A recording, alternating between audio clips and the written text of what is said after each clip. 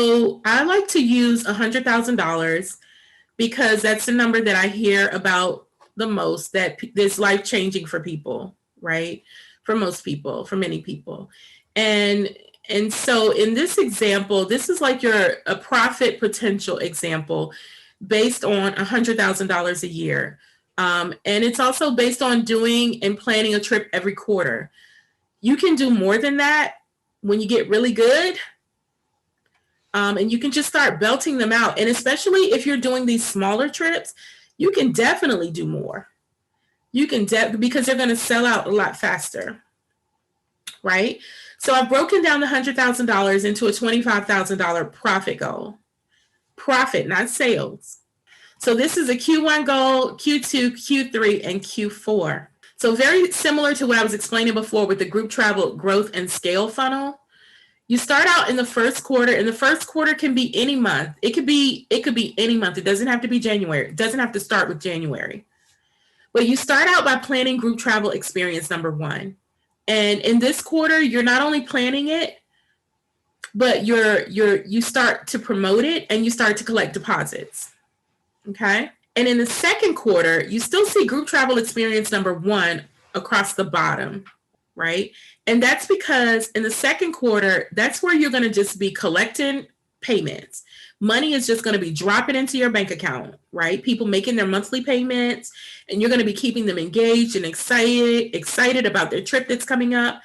But you also have decided to maybe add a second trip, right? And that trip could be to the same destination or it could be to a different destination. Totally up to you. And you keep going. In the third quarter, you could break this down monthly too. It doesn't even have to be quarters. But in the third quarter, you are collecting payments for group travel experience number 1 and 2.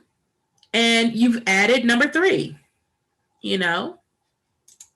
And then the same thing for the fourth quarter. You're collecting payments for the first. Actually, for the first one, you're collecting your final payment for group travel experience number 1. And you're getting ready to travel. But you're still collecting payments, engaging people for group travel experience number 2 and number 3. That money is still just dropping in your bank account automatically. And you've added group travel experience number 4. So for me, because I love the Caribbean, I like to think of it as like group travel experience number 1 for me might be Jamaica. Number 2 might be Aruba. Number 3 might be St. Lucia. Number 4 might be the Dominican Republic. And this is all within a year's time. This is an example, but all within a year's time if you're doing this based on like a quarterly basis, right?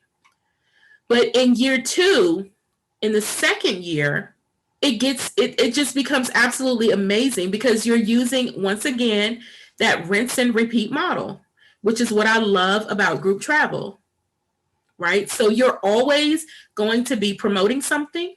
You're always going to have money dropping in your bank account, and you are always going to be traveling.